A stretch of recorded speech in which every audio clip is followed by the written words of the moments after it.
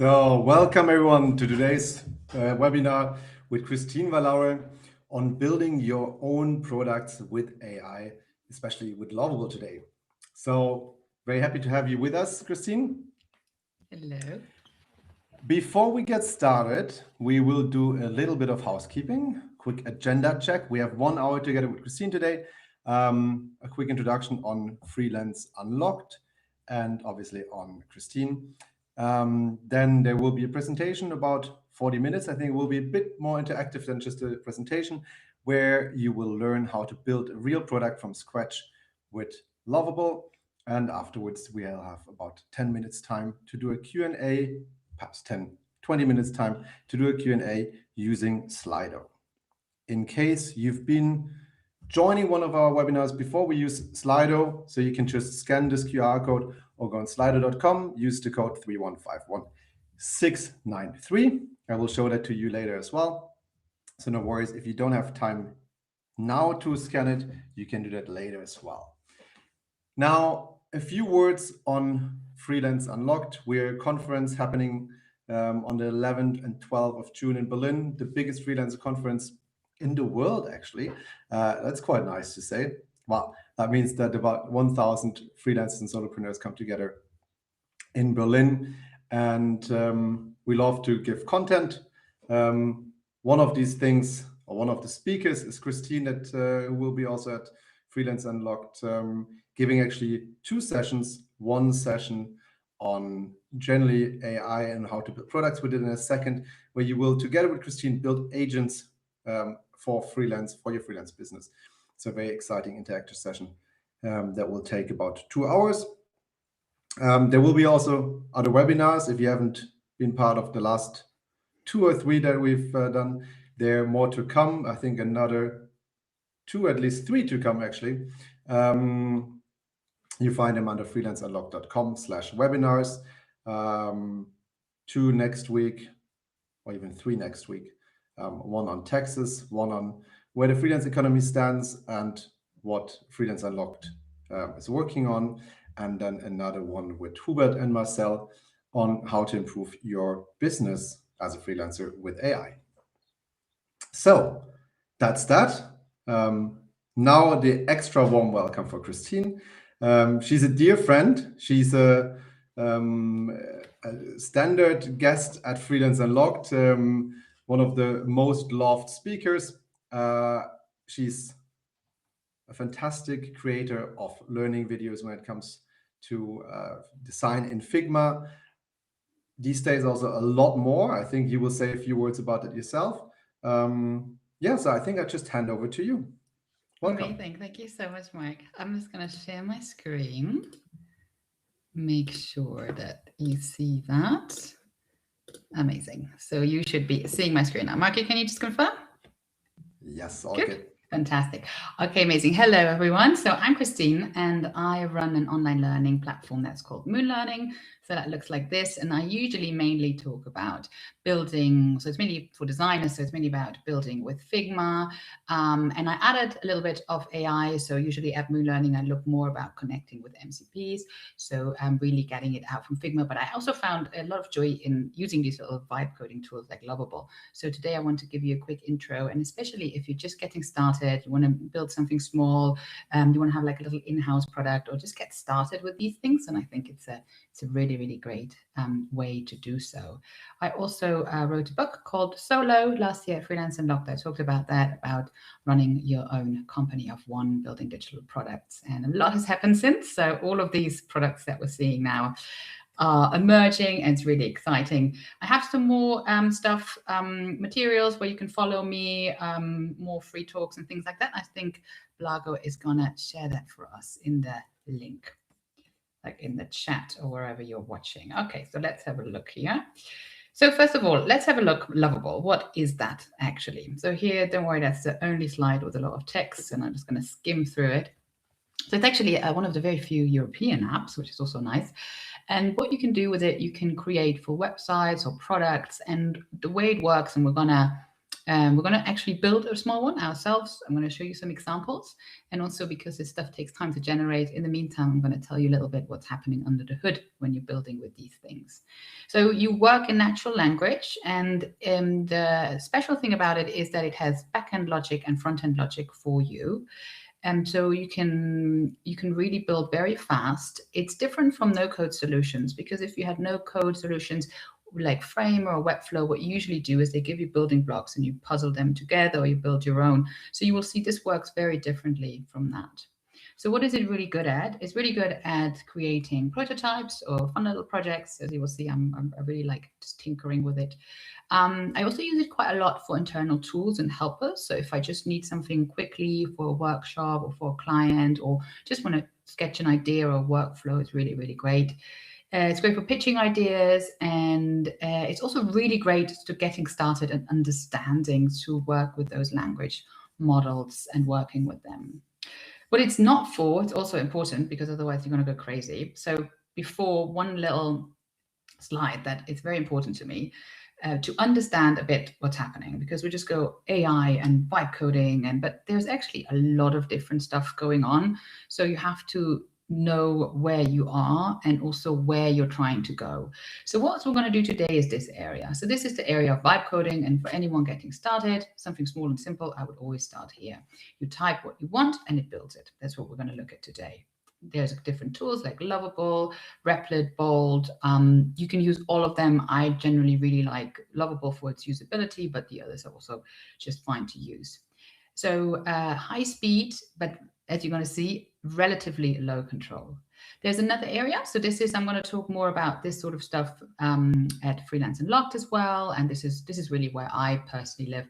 So this is where you do pair coding. For me, that is pair design. So if you have something, if you're a developer or if you're a designer and you want full control about something, then sometimes Vibe is a little too free.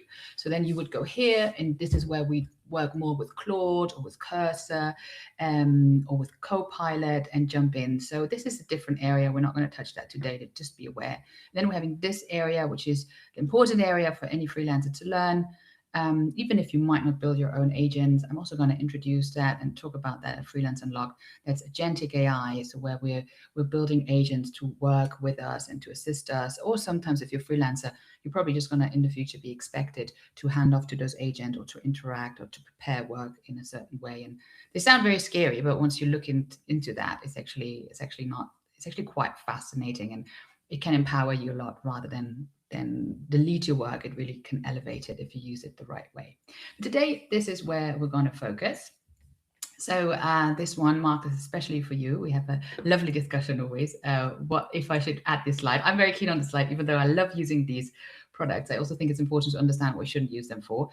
Don't try to build complex things. If you're working in a large company, this is not going to be your powerhouse. If you're a designer, you're going to get frustrated if you're trying to match your design. It's not what they're there for. There are other tools. If you're handling sensitive data, then I would also not recommend that you use this. There was a dispute just this month, so it's fixed, they're taking care of it, but just be aware. I'm going to show you a little bit more when we're building what's under the hood, and theoretically there's a very safe system with Superbase under the hood, but sometimes it's connected the wrong way, so it's worth just being aware of it. And if you ship to real users with a lot of complexity, it's always good to have a developer, but small products, absolutely. If you want to actually build in-house products for your clients, then I also recommend, instead of Lovable, to look at this product called Vibey. So what Vibey does, they connect all of these things like Slack and Google and Notion and anything that companies use in a safe way.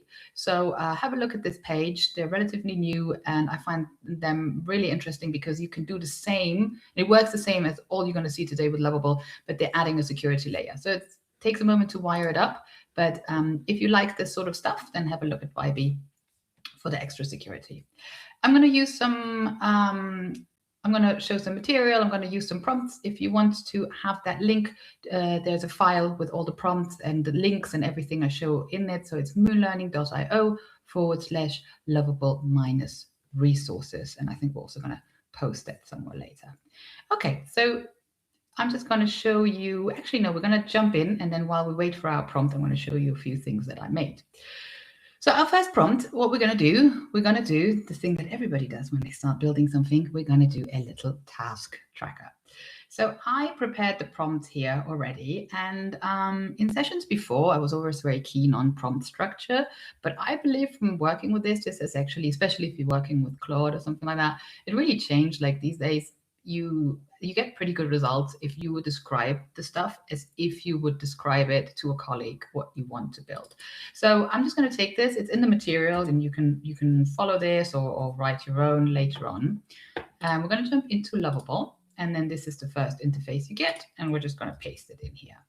So if you just get started, then probably what you want to do is you want to go here and you want to first plan it. We're not going to do that. So planning is it's going to discuss with you, right? Like in a ChatGPT sort of way. It's going to give you some ideas and things. But we're just going to go into build mode right away. And the thing I always put, though, is review this prompt before building. And if you see anything you need, just ask me. So I'm going to just press from this open the screen. I'm going to press that it's going to build it. And then you're getting this one here. Wait. I want notifications. I'm actually not sure.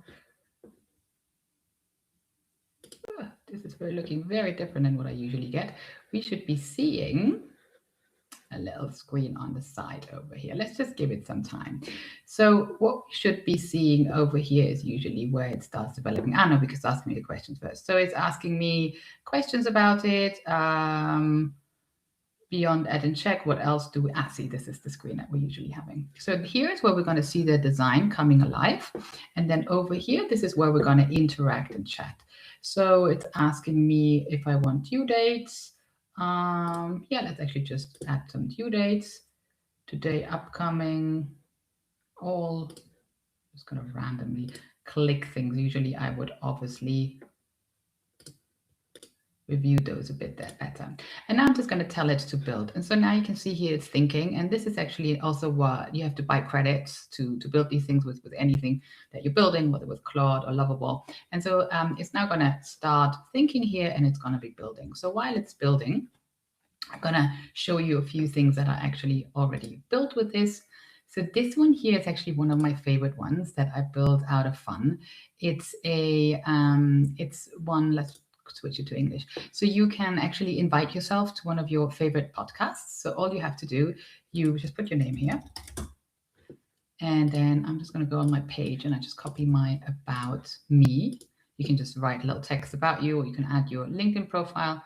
And then you go continue to podcast. And now you can see here, you can choose whose podcast you want to be in. Sorry, this is a little more geared to the Germans. And so this one here is really funny because Lance and Precht, they're gonna discuss you with a lot of depth. And it's a little comic-y, so it gives you these things. And so you can see how they would discuss your work. And then you can swap over here. So for example, diary of a CEO. So you get all the builder energy happening here. So it's more like an interview thing, it imagines. Another one I made, so this might be more interesting for freelancers. This one I made for a friend of mine. So literally here, I'm just gonna, if you get these random client emails asking you for requests, so they can go on this page, they can paste it in here. You can customize this to your needs and your business in the background. You say generate brief. And then you can see, so this is going to generate the brief down here for us. And so it's going to, from this email, it's just going to fill in everything that you usually need for a brief. And it's just going to, with the AI or whatever instructions you give it, going to add this. And then the client sees like, oh, I need to deliver all of this stuff actually. And the great thing is they can go in, they can delete things that they're like, this isn't necessary. They can add things. And so you can interactively work on this. So you could adjust the budget or the deliverables and anything. So you could interactively work on this. And once you're ready with this and like it, you just download the PDF. I'm going to show you some more in a minute. Let's just go back. This is still working. Okay. Here you can see, actually just came online. So this is now our task tracker that we've been building. So you can see here, it says good afternoon. This is what we have here. And you can see here, it usually gives you also a little explanation. So usually when you see this one, it used to be a blue one. Still working. See now, if you get this one here, then you can see it over here. And now we can try it out. So upcoming task today, what do I have today? I don't know, presentation. And now I have it up here. And now I could click this. And so I'm having this little interactive app. Amazing. Let's actually go back to my slides. And so one important thing, you can see this is the exact same prompt. So this is the task tracker I got last time. And this is the thing with generative AI. It's always going to give you a different one. So as I said, as a designer, you're going to be really frustrated. So don't see it as a design tool. See it as really building a quick interface, building a quick product. It's really great if you let it actually go and let loose a little bit. So here, for example, I use the same prompt to build a little mood tracker, like a glass half full and half empty. And so you can see this is all the same prompts. And this is all the different results I'm getting because it is generative AI. So it will give you the more or less same functionalities. All of them are working, but it's sometimes really annoying if you had something and you liked it. Also, we're going to tweak this now. And sometimes it's easier if you do the first prompt again and then get the result, because tweaking sometimes is a little annoying. Okay, so this is, by the way, if you are saying, oh, I do want a prompt structure, I'm a bit lost. I added a little prompt structure here for you. That's also in the supporting material if you want that. As I said, they're getting way better if you just describe it. But sometimes this is helpful if you don't know where to start. So you can see here, I could write this out in way more detail, the same prompt. Okay, so let's alter this a little bit. What did I add here? What do we want? I'm going to just take this over. So we're gonna work on this. So I'm just going to add some due dates. Let's say I'm here and I'm like, okay, I like this, but I want to add. Actually, did it already add due dates? No, this is due dates. So I'm just going to tell it here to add the due date to the task picker. And now it's going to work on this here. And so now if I do that, we're going to let it work a little bit. I'm going to show you some more other stuff in the meantime. So it's now carrying on working over here. And yeah, that's the only thing. It always takes a little bit of time. So it's a very different way of working. And it's like you sort of wait and it isn't what you want. And then you go again. So you have to get used to it. I find myself little tasks in the middle. Okay, let's have a look. So it applied due dates. So let's have a look. New presentation. Actually, I'm not sure if that already was due date. Was that a due date? So now I can click it. Before I wanted a little more, but now the due date. And now I'm adding this.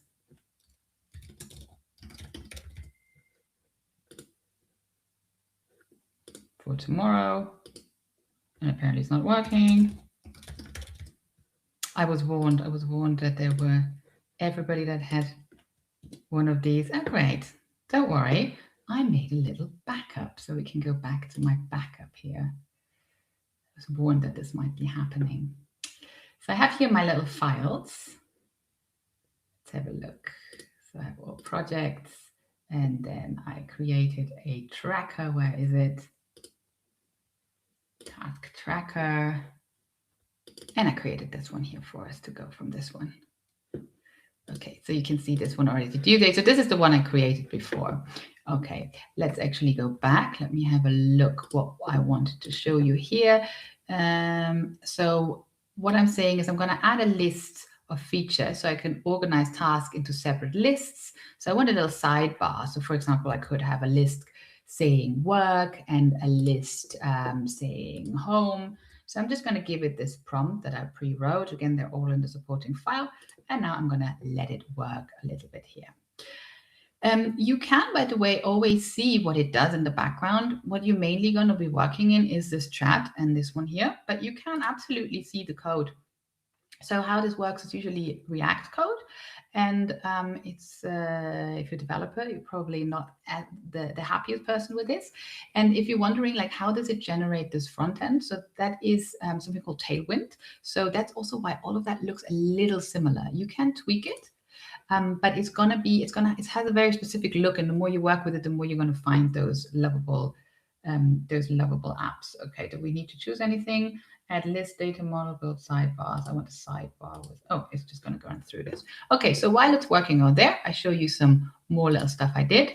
This one is actually one of my favorite ones I did. So as I said, I use them a lot for work, but I also use them to create little apps for myself. So I wanted to do an alpine crossing, and I found it really hard to do all the research and the providers. So what I did, I told it to look, and we're going to look at connecting with apps. I connected with an API, and I told it to look for the best providers online, like serious ones with good ratings. And then I told it, and now take all the usual routes, like the most famous routes, and then match the routes with the providers and let me filter. So now I could say, I actually want to go hiking for around 2 weeks. I want moderate. I want to go, probably want to start in Germany somewhere, and I want to go, I hope there's something in June. Okay, that's great. June, May, so apparently there's a lot. And actually, I only want to hike. I don't want to go by bike. And so now I can go, I can see the different routes. I can now investigate them if I like them. Still working on this map here to finish that properly. And now you can see here I have the providers now, and I can simply just jump to the providers page. That's great. I'm having great success today with these demos. So you can see I'm now going directly to the page, and then I don't have to go through all of these providers comparing. Now I know how much more or less it costs and which one I like. So this one I had really great fun building. And just to give you an estimate time-wise, like building something like this, that took me an evening, maybe 3 hours or something like that, because I got really into tweaking it. But it's very simple. And this one, for example, that took me like 15 minutes or something. Okay, let's have a look if our tracker's here. Great. So you can see this one worked now. It already created some lists for us, but we can also create new ones. So I say my list, give it a color. And so now I can add the groceries here. And so here I can add my presentation. So this one here, I did that prompt we had before already. So let's hope it works here. Great, because I have the little add button. In the other one, if I would have wanted to work with the other one, I could have still tweaked that. I would have said, the ad is not working, give me an add button and things like that. I'm just not doing it because we're in this demo, but you can still like tweak around. If something doesn't work, was also really great. You give it a screenshot, feed the screenshot in here and said this part isn't working. Really talk to it like if you were talking to someone that is building that. Okay, so that works. That's pretty sweet. That looks pretty good. So let's go back to my files. What else did I want to show you? Oh yeah, actually, if we want to publish, so that is super, super easy. So let's say we're already happy with this one here. So if we wanted to publish this, then all we had to do is we click over here on the publish button. And then you can add a custom domain. So you can buy your own domain and then you can connect it here. It will guide you through, but you can also just use this one here. So I'm just gonna to do is probably taken. Actually, I'm gonna leave that name because this stuff is gonna be taken. Where am I? Publish now. Not published yet. Yeah, let's publish it now. So now I'm just gonna publish this, and now I should be able. Is it already there? Yes. Okay, should be published.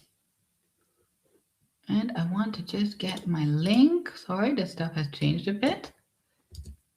At lovable.app. So before.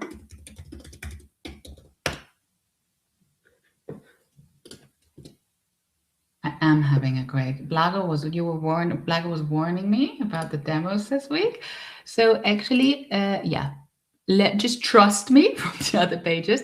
They changed it here because usually you would publish that. And then they also run you through a security check. I'm not seeing anything here. Your website, publish. And then there was a little copy button. I can also show you in another one in a minute. So yeah, so you click here.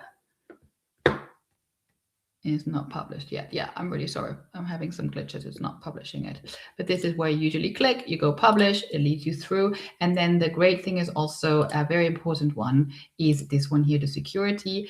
This one is very simple what we built, so it doesn't have anything, but the more you build, it's first going to run you through a security scan. You can also do more advanced scans, so this is really great. And these scans, by the way, they don't cost you credits, so you can always just let it run. It sometimes takes a little while. Here was some more inspiration. There are some more tools. They're also in the project that we're doing. And so let's add some more stuff. So what we want to do now is we want to add a sign-in. So let's just ask Lovable to do it. So I'm just going to go back here and I'm just going to say add a user login and sign in. And you can now discuss it first, or you can go on build. So this one here is a really important one. So if you're planning, that usually takes less credit. So I usually start on plan, and then it's gonna think through it and it's gonna look at your structure. So the way it does it, you have over here, you have a little cloud button. So if you click on that cloud button, you can see right now, nothing is happening so far in the cloud. But it's going to install the cloud and it's going to install a little database for you. So you need to store user data. You need to store user profile data, display name, avatar, just authentication. Yes, I want to store. I want, okay, for the full package.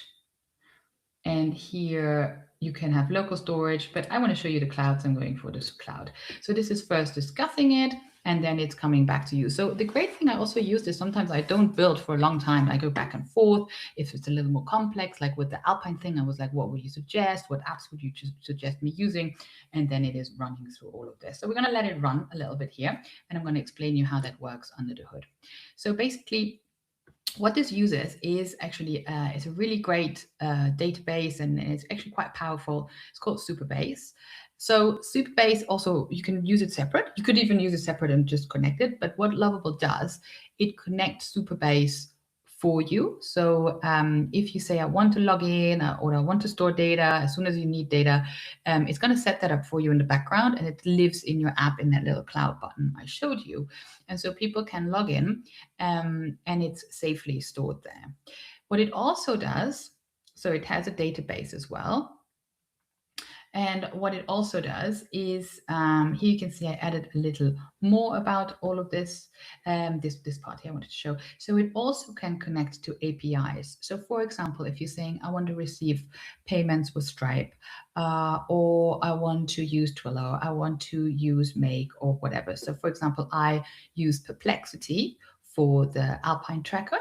So Perplexity, if you don't know it, it's a bit like a mix of ChatGPT and Google, if you want it like that. So it pulls information from the web, but it gives you the real information. So for me, I didn't want to connect it just with an AI because I needed the actual providers that are online and their actual offers. So I don't just want thoughts about hiking. I want to know who offers that route. So search for the internet, Perplexity, give me the best providers and give me those routes.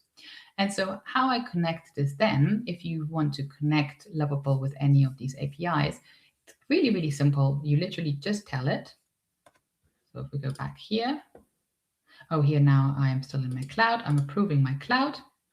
And you should now see that it's going to build my cloud. Let me just actually open another Lovable account so I can show you. So if we go into my Alps, you can see that this is already set up. So here you can see this is already installed. We should see that in a minute as well. I have to fix some security issues here. So you can see this is the database that it's set up. So this is the routes that it pulled. So this is all the routes that it pulled out. And I never went in there. I was just chatting to it to fill that up. And then back here, we also have the offers, the providers, and then it's in the background matching those route and those providers. And I literally just told it what I want to do. I don't have to tell it, set up a database, create this, pull this. It just does that by itself. And then it has here a thing called secret keys. So because I wanted to connect it to Perplexity, which is another app, I literally just tell it in the chat. So what I would do, I would say, connect to Perplexity, or you would say connect to Stripe. You don't even have to know what it is. You can say connect, who would I connect to for receiving payments and things like that. Then what it does is you never ever put any information about your account in this chat, never ever. But it's actually not even going to let you. It brings you a little pop-up, and then it says, for example, for Perplexity, give us a secret key. So this is like the API. So if you're inside of Perplexity, so this is another app, and you would go like this in Stripe or wherever. Then you find an area where you have API keys. So you can see those are here hidden because you never share them. So I actually don't want anyone to see them either. So this is my demo key. And then you copy that key that you have. And once you have that window opened and it prompts you to really give it, you give it, and then it's going to store it. I'm not going to click on it in case it shows it. It's going to show you that secret key, and that makes sure that it connects safely. So this is really amazing because this is all happening in the background. So a lot of the time people don't even click on here, but I find it quite interesting. So emails and things like that and logins, they're all stored in here. So I don't have a login for this page, but this would be a separate one. And also you can't see them. So you can't see people's passwords and things like that. This is all, it's all set up really well. Let's actually have a look at how we're doing here. Still need to allow some stuff. So I'm going to go back to my presentation while this one is working on here. Okay, so this is how you, this is the important stuff. It's all run on Supabase. You can create a database simply by chatting with it, and you can securely, as I said, just be mindful about the data you're processing if you're not a developer. But you can relatively securely connect to all of these apps via these secure keys. There's also a last little one, two little things I want to show you. So what I also really like is this part here, which is, I hope I find it, I haven't been in there for a long time, which is the knowledge base. So if we're in an app, where was that? So if in the settings, you have a little thing. Oh God, I'm really sorry. They updated the whole thing and it does look different.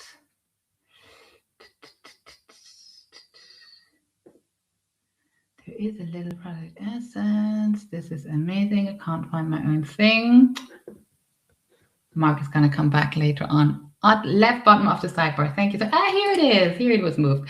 So this one, it used to live up here in another submenu. So now you can see it's down here, knowledge.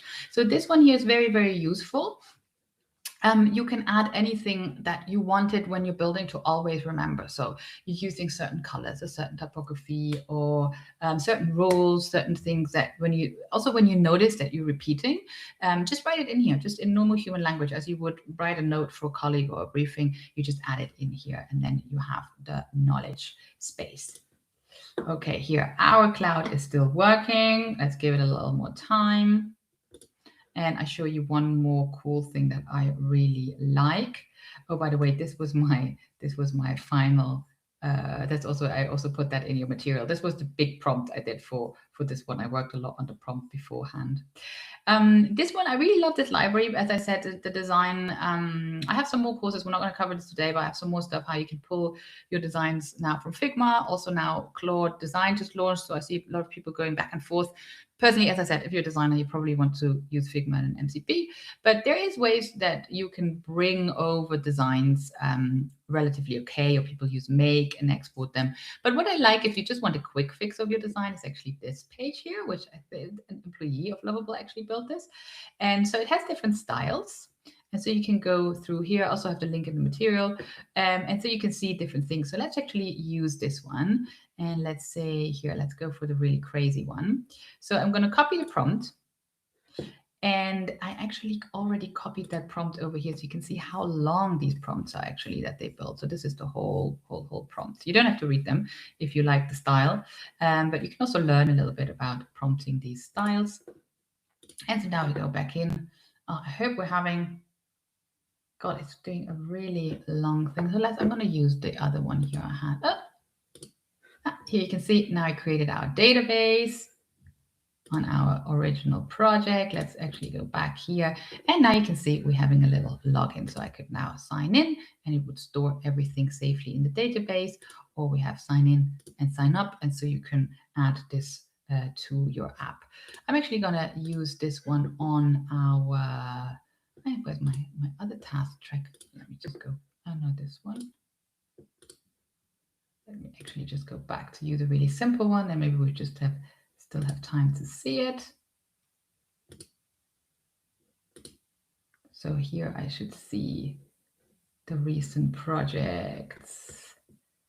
So I'm going to use that one here that we built before, and I'm literally just going to put that prompt in here, and we should now in a moment see this one changing to that new thing. So this one is quite handy one. So actually, let me have a look how we're doing with time. We still have a few minutes.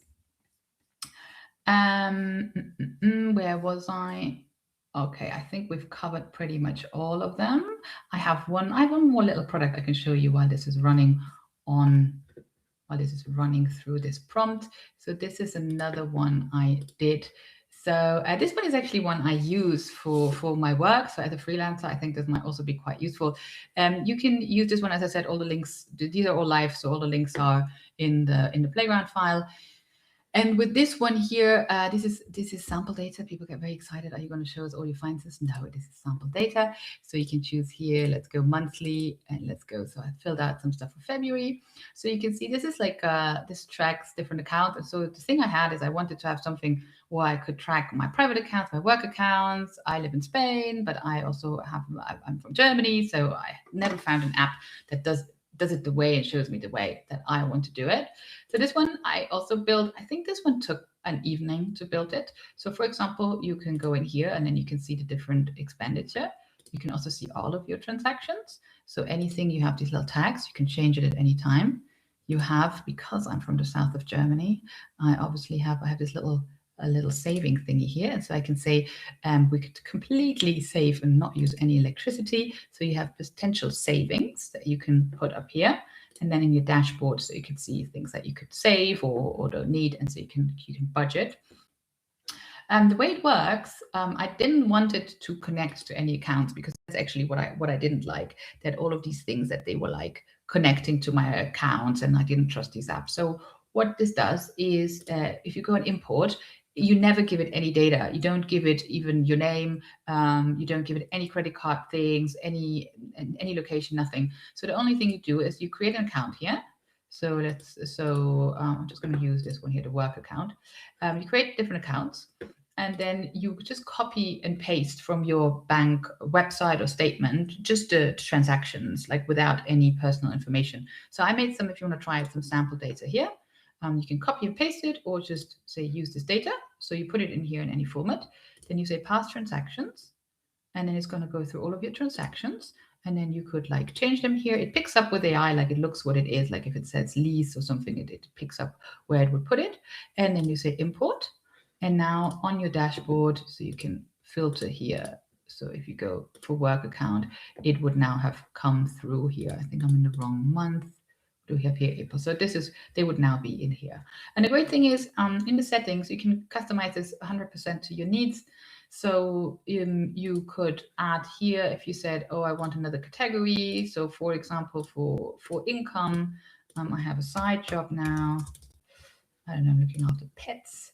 You create that and you can see it's now here, and now you can pick up on that. You can delete things, you can add also these big categories. So you can just make this however you want it to quickly track these things. And this is how I actually use this quite a lot, to create these little tools that in my everyday, like in the back office, actually help me a lot. That's what I mainly do. And here we have our prompt back. Great. So you can see this one took this prompt over, and this is what it looks now. So I actually quite like those. You can do more with tweaking, but as I said, I would always recommend, if you want to do design, go to Figma and Claude.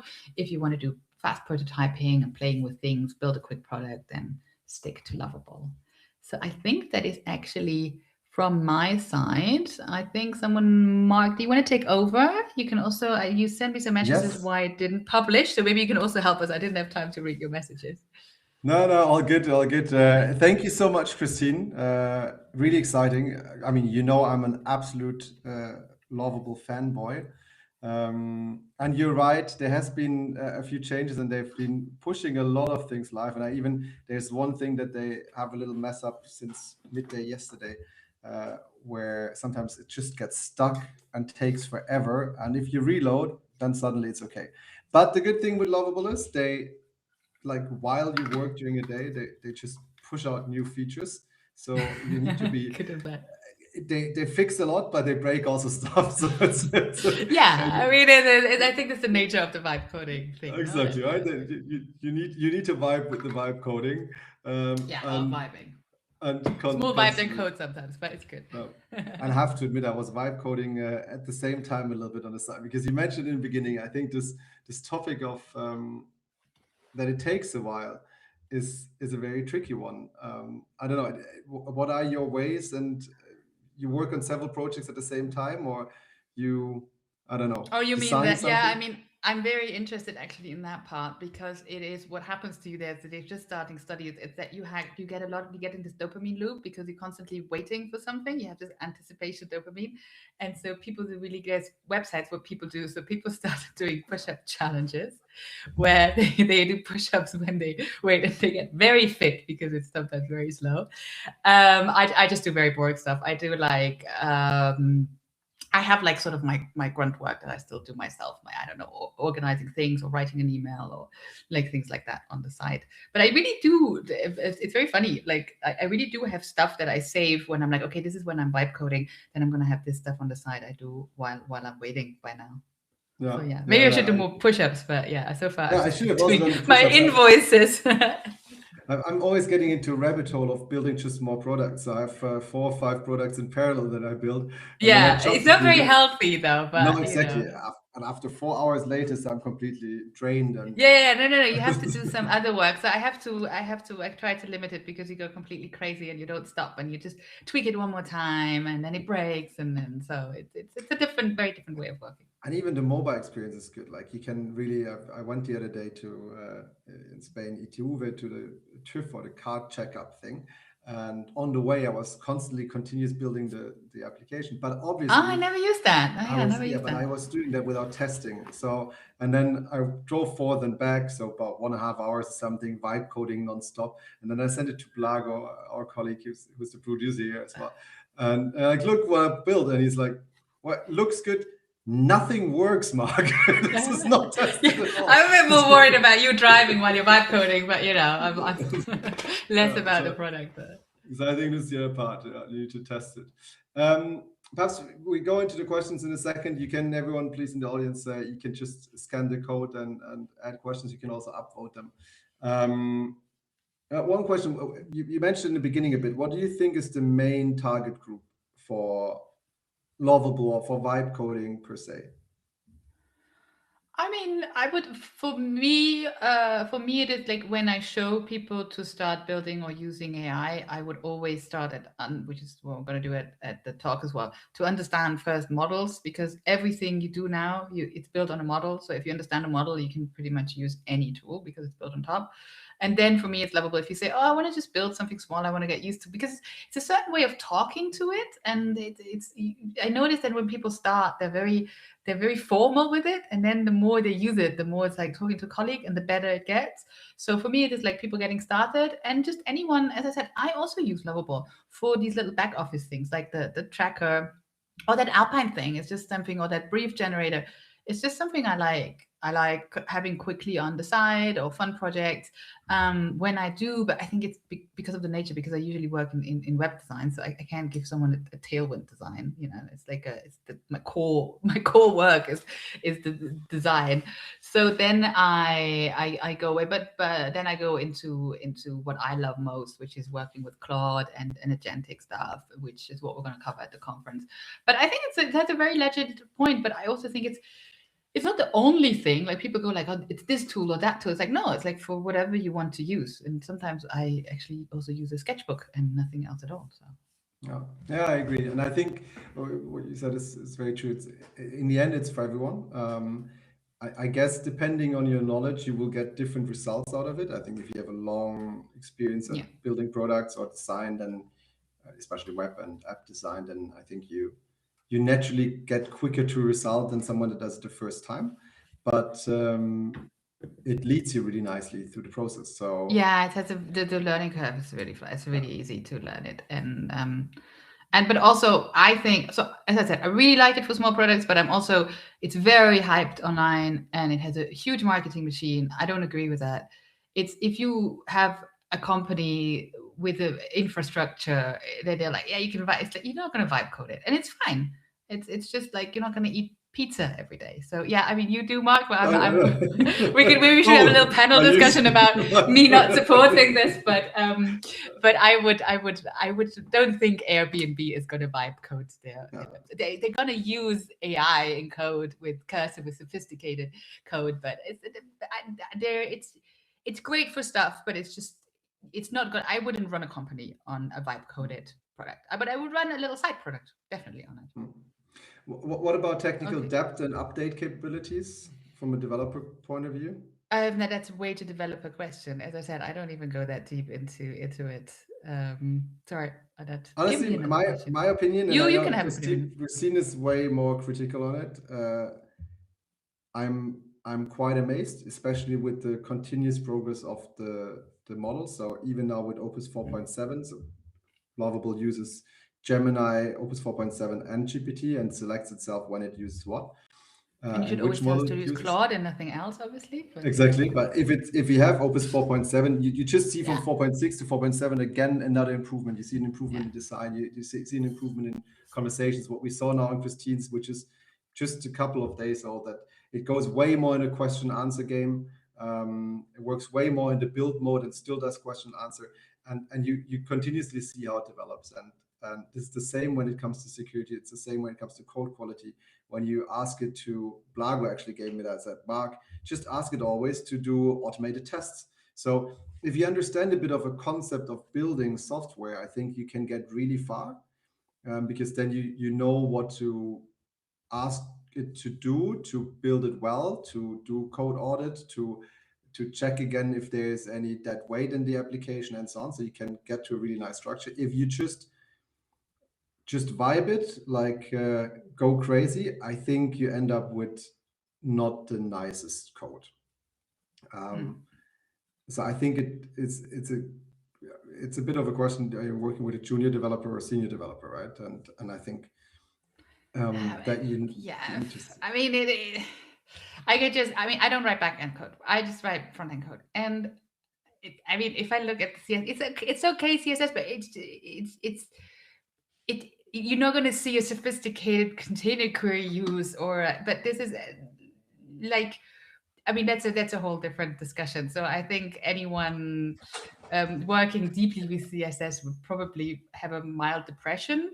But sometimes you just need a quick page, and I think that's also fine. And for that, it's good. But I don't see developers being made redundant, because they use other tools, other AI tools to work. But so we do disagree on that one, Mark. I think someone asked, I saw in the chat, how you can go back. I didn't show that. I'm sorry. There is a history. If you had something and you want to go back, it's where I showed at the top where there's the little code button on the left. There is also a history button, so you can go back to previous ones, but you cannot, and that's super annoying. If you had a prompt and you got a really lovely turnout, and then you want the next day to do that again, you cannot go back. And I tried by taking screenshots and feeding it back the screenshots of that original thing, and it just does never go there. So it's really something you have to let go. So that was the most frustrating part for me at the beginning, to really shift in your mind that it's just a different way of working. Yeah, but I think Blago would upvote it. How often regression happens? Do you have something which breaks something that was working before, and how do you minimize these? Any tips and tricks there? For me, or were you asking Blago? No, I'm asking you. I'm asking you. Are you getting all these developer questions? I want to say I am not a backend developer, so so often question. I think it's not that. Yeah, I mean, my step breaks all. It gets better. What I also do, what I quite like, is that I also do that with Claude. By the way, it works super well. That you say read your own instructions and refactor yourself, or you tell it be a senior developer and refactor yourself. You burn credits like crazy, but it does a pretty good job. So I just say go through it and refactor, and you give it a role. And you also, because it's based on an LLM in the end, so you can also tell it, look this up, like look up best practice for this and then do it. The thing is, though, if you're not a developer, you're not going to be able to really check it. So it does a really good job from the feel of it. But as I said, I'm not a backend developer, so I'm not going to. But that's how I use it. That's a good point, right? I think the same as with any way of using AI, you need to be critical. And having sometimes a little Google search on the side, or asking GPT or some other AI on the side, and then taking that feedback, giving it again to Lovable and say, hey, have you considered that, or check out that? And then I do get these things. Oh, thanks for the pushback. You're right. Perhaps I should. So I Yeah, I mean, think, that's why I would always set it to Claude, and if you have it at Claude, then it pushes back more. And actually, I don't know if it's in Lovable that, but I would, if I work, I always have it in Claude. And I forgot what I wanted to say. Yeah, I forgot what I wanted to say. no worries. So very excited about Now, Claude. Björn What was asks that? The for Alpine Crossing. You can refresh Mhm. at your database regularly, plan tasks. How much did it cost you? And can you host it on your own domain? Yeah. So it costs very little. I think maybe, I mean, I have like credits. I went wrong on the Alpine one because you have to do a little bit. I also have that in my courses. It helps, as Mark said before, if you know a little bit about databases, but really a little bit, like one-to-one, one-to-many and stuff. By now, it's also quite good. That's what I wanted to say. If you have it set, if you're working with Claude anyways, in Lovable, it is Claude, and then you go on discussion mode, on the plan mode, and you really just talk it through, and you say, why doesn't it work? Look through the code, and you really like as if you were working with a developer. So that works quite well. And so yeah, that's what happened there. So I burned a little bit more, but I think if you would have built it straight, less than 25 euros. So it's how much you go wrong. I also built that a few months ago when it wasn't as good as it is now. So yeah, I would say about 20-25 euros. You can't really say because you have like your credits and then you build other stuff in between, but it's not expensive at all. Yeah. Yeah, I And think the nice thing is in the end comes with the next. You generate code, you get the code, you can make sure it's not public, you can put it on your own GitHub, you can host it yourself, mhm. meaning once you've created it, you don't have to stay within Lovable. So you don't need to necessarily pay Lovable. You just pay for the Mm. tokens for the continuous usage, right? Yeah, that's true. Because I mean, what I do now, I host them via Lovable. I haven't taken them out. And Ah, yeah, then you so pay for someone the said, AI and the cloud there. yeah, I pay like 5 euros. So when I don't use it, I go back to the 5 euro plan, and then I always do something for 5 euros in a month. So and if not, I just buy new credits. And then the other question was, yeah, you can use your own domain. So in the thing that I showed that didn't work to publish it, below there's a little button and it says, do you want to add your own domain? And then it runs you through and it connects. And by the way, if you ever get lost because you have to do a few DNS settings or something, which is like people are like, I don't know, you literally just take a screenshot and you give it to Lovable and you say, this is what, I don't know, GoDaddy or wherever you host, this is what they tell me. And then Lovable is going to answer you like what to do. Or you can also do it on the side with Claude. So I always do screenshots when I'm connecting these things and then say, what do I do here or there? So you get good instructions, but you can still, if you ever Yeah, get stuck, just screenshots is like my total go-to. I And agree. yeah, I can refresh the database. What I did, it would automatically always, I can set it either task that every week or something, it pulls the new data from Perplexity. I switched that off because I set it public and people are using it. So I don't want them to hit the Perplexity API all the time because I don't, it's just a little hobby thing. I don't want to pay for it. So I just pull in the data. I built a little, I told it, build me a little backend where I can pull the data. Or I just tell it in the chat, oh, now it's time to pull the data again from Perplexity. And then it pulls it, it updates it, and then I just push publish again.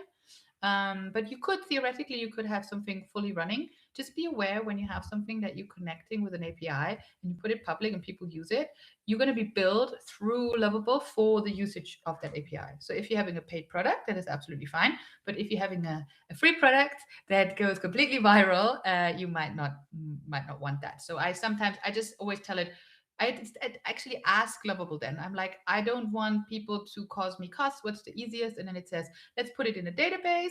And then every time that you want to, you refresh it here. So I really just discuss it with Lovable, like what would be the best way. And I ask it, is this going to cause me costs that I don't see? And then it runs through it and it tells you everything. Yeah. I think this, can you provide some commercial app prototype with Lovable, or is it more for simple use cases such as back office ones that Christine just mentioned? No, I mean, people are having companies that, oh, actually, there was one. Sorry, I'm like, I talked to one guy, then one guy, he does these lovely coffee hours. What was it called? While Christine is looking, I fully think you can do commercial models. I mean, we build a lot Yeah, of Mark applications. obviously thinks that you could put anything and you could put all your private data in it. I would say yes, you absolutely can. But also the people that I see, that there is people that run pretty impressive stuff with Lovable. I see those teams, it's usually micro teams, and they always have one developer somewhere around looking at something. But yes, if you're having a small thing, I have someone, they build an icon set, and they're selling their icon set via Lovable. Absolutely. I mean, this is a pretty simple thing. You can completely do that. Some people also just build Lovable, and then they say there's a button, and that connects me to Stripe. That just leads you to the Stripe checkout. Then you don't even have to put your key into Lovable in case you don't want to do that. So there's lots of ways to do this. But yeah, a lot of people that, if you go on their YouTube channel, they have this channel where people actually show and how much it's a bit like overnight unicorns. Everybody apparently makes $1 million in 48 hours. So I would take it, maybe a notch down. But there is lots of people, lots of stories if you Google it that build stuff, and they live off of Lovable. There's lots of different ideas what they're building with Lovable. Cool. Then last question, and then I think we wrap it up. What about security and APIs, for example, and data privacy? Do you just create a portal and set it online, or do you double check some things with a lawyer? So we're gonna have to Mark Christine version of this again. I'll give you mine first, and then Mark gives you his version. So you do have a security check, and I also have to say, in previous sessions, I was always like, no, this is really great, because for me it was like, you connect with Superbase. Superbase is very solid, really, really good. The problem wasn't Superbase. It was, you can read it. This happened a few weeks ago. It was a connection they had with Superbase that failed, but this is all fixed now. And there was a thing with the private and public. I don't know the details. So theoretically, and I mean, this is also true, this can happen with any developer. It's not like any human developer wires up everything perfectly and nobody ever hacked the page. So you might even have more chances that they fix it. I don't know. As I said, I'm not a cybersecurity expert. So they do have a security thing, as you saw, for example, in my Moon Alps. It now showed do the security check again. So they probably because of the fix they did. So I'm going to run the security check. It's going to fix all of it in the background. They show you what it is. So there's a pretty good, really thorough security check. And also, as I said, if you connect to an API, you always connect via Superbase via adding a secret key. So you don't just put your information there. So the problems they had wasn't Superbase, that the problem was that there was something deeper down. There was a problem that hackers found. And as I said, I can't tell you yes or no. It also depends what you're selling and what data you're handling. I usually just sell online courses. People, their credit cards stay in Stripe, and then I just open courses. So that's a very different model. I'm not dealing with clinical data, I think it's exactly that, right? You need to consider what you're handling with and how far you want to go. I think you can do everything, but you can get in legal issues. You connect Firecrawl for crawling data, and it lets you crawl pretty much any page. It doesn't mean that it's legal, and it can build you another crawler that allows, you do things that is not legal, or perhaps in your country not legal, but another country legal, and it would not necessarily tell you that upfront. So if there's something that seems a bit odd or is personal data, I would always take 2 steps. One, how comfortable do I feel with it, and then making the judgment call. And 2, always ask it, right? So I had, even with crawling a page, quickly ask and say, hey, is there any legal concerns crawling this page? And then tell it where you're based. Tell it I'm based in Europe. Exactly. Is there any legal concern? Europe, right? And I think this makes a big difference. To get an understanding where and how it works. Good. So it was really interesting, Christine. Thank you. Thank you so much. And I think you also showed how much Lovable is continuously changing everything. I know. I haven't been in there for a few weeks. I was like, where is everything? No, still really great. And I'm really very much looking forward to your session in Berlin at the conference. 2 sessions. My true passion of building agents with Claude. Exactly. So there will be these 2 sessions. There will be one session again on a general introduction to building with products with AI in different ways and different concepts, I think. But then there will be especially one more and long workshop on building little agents, which I think is super interesting because it's the hottest shit these days. Meaning, come to Freelance Unlocked, meet Christine, meet the other speakers, have a look at the website, check out the other webinars, sign up there. And it's only 7 days that there's the early bird pricing still on with 149 euros. Make up your mind now and get your ticket for the conference to be able to hang out with all of us. Looking forward to it. Thank you so much, Christine. Thank you so much.